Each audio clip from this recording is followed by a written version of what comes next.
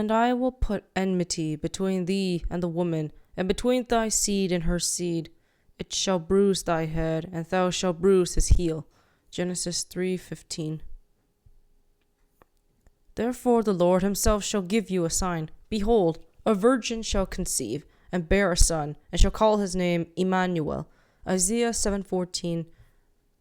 Behold, a virgin shall be with child, and shall bring forth a son, and they shall call his name Emmanuel, which being interpreted is God with us. Matthew 1:23. The mother of Jesus, or the Virgin Mary as most often call her, is a very important figure in Christmas traditions, though some would take her importance to a much higher level, like elevating her to a goddess-like figure. But we're not here to talk about that. We're here to talk about the facts of her life according to the Bible. Now, as I mentioned earlier from the 3 Bible verses, the arrival of Jesus would have occurred from a virgin, so no physical relations was needed for his conception. As stated in the Gospels, especially in the Gospel of Luke, Mary was visited by the angel Gabriel, who was sent by God to inform her of her pregnancy.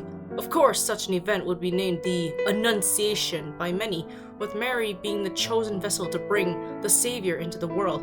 But unfortunately, back then, it wouldn't have been seen as a good thing for Mary, since such an incident would cause her to get killed, if not severely judged by other people, due to the fact that she was technically engaged to Joseph at the time. But if people found out that she was pregnant outside of wedlock, or at least before she got married, it would have implied that she either cheated on him or was rather promiscuous, even though that's not actually what happened. And considering how the laws against adultery in Jewish culture were very harsh back then, of course she had every reason to be terrified of what would happen if people other than Joseph found out.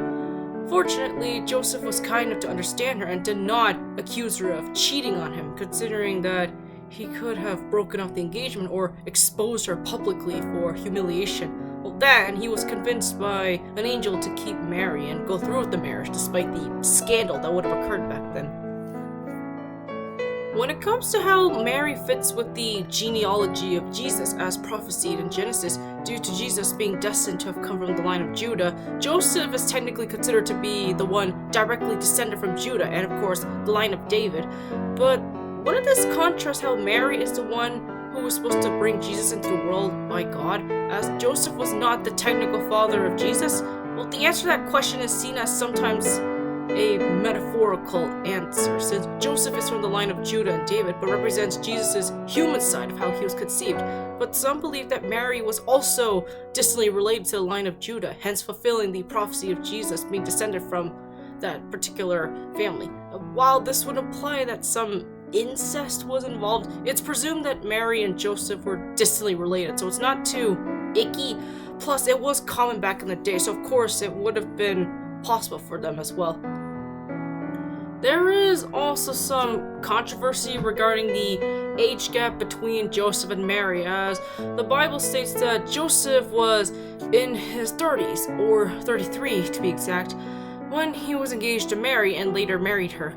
Well, it's never explicitly stated as to how old she was, but it's heavily implied that she was a teenager when she got engaged to him.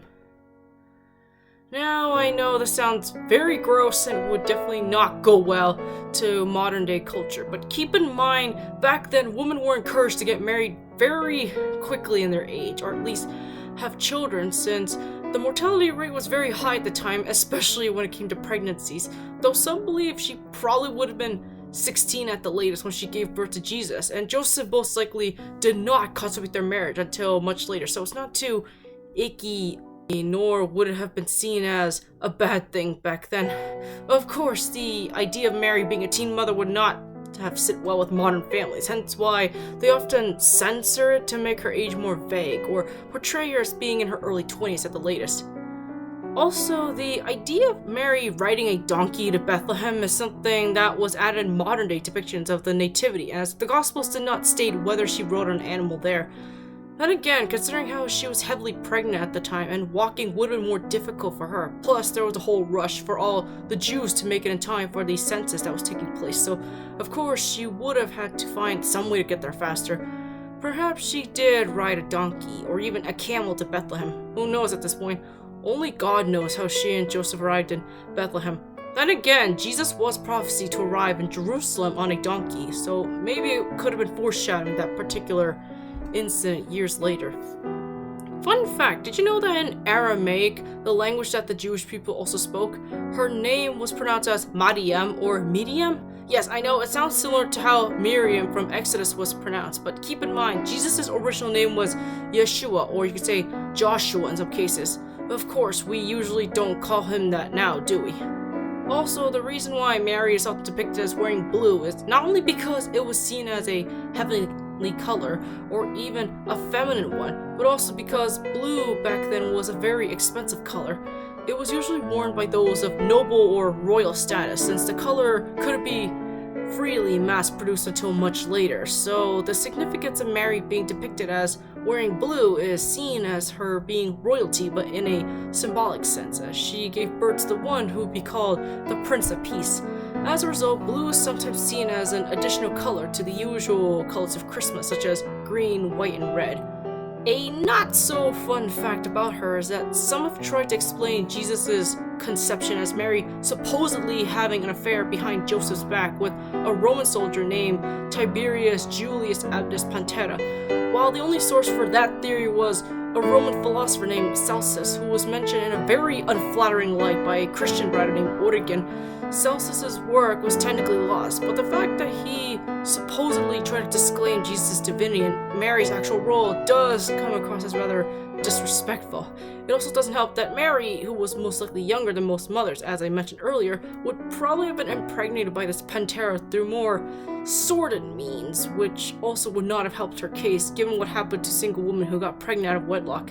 Interestingly enough, this theory was actually referenced in Monty Python of all things, or more specifically the movie Life of Brian, where it was a parody of the Gospels, except it involved the titular Brian being mistaken for the Messiah instead of Jesus. You'd be surprised by how much obscure references get mentioned or alluded to in most unexpected places. While it's never stated what happened to Mary after the nativity occurred, the Gospels do mention her a couple times, such as her and Joseph having to leave for Egypt when Herod comes looking for the baby, Jesus' presentation at the temple as a baby, the incident where a 12-year-old Jesus got separated from his parents and they find him speaking with the teachers during Passover, and of course the first miracle he ever performed at the wedding in Cana. She also makes an appearance during Jesus' crucifixion, which actually gets foreshadowed by the one called Simeon. When an infant Jesus was undergoing the necessary purification ritual, he is the one who warns Mary about how a sword shall pierce her soul, which sadly comes true when she is forced to witness her son's death on the cross. Even so, the fact that she accepts it as fate and understands why it was necessary shows her strength and character and heart. Finally, she is said to have been present and heard about her son's resurrection and was with the apostles after they came back from the Mount of Olives. Personally, while I do not worship Mary or see her as the Queen of Heaven per se, I still find her role in the Bible and in Christmas time very important. She was an ordinary woman and presumably died human, but she was still seen as worthy of bringing Jesus to the world despite the awkward and painful circumstances. You could say that she was something of a chosen one in her own right, and while she wasn't chosen to slay monsters or fight villains, she was still chosen to bring the Savior into the world against all odds, whether it be against judgmental gossipers, tyrannical kings, or later on corrupt religious leaders. Nothing would stop Mary in fulfilling the prophecy and being rewarded for it. Merry Christmas.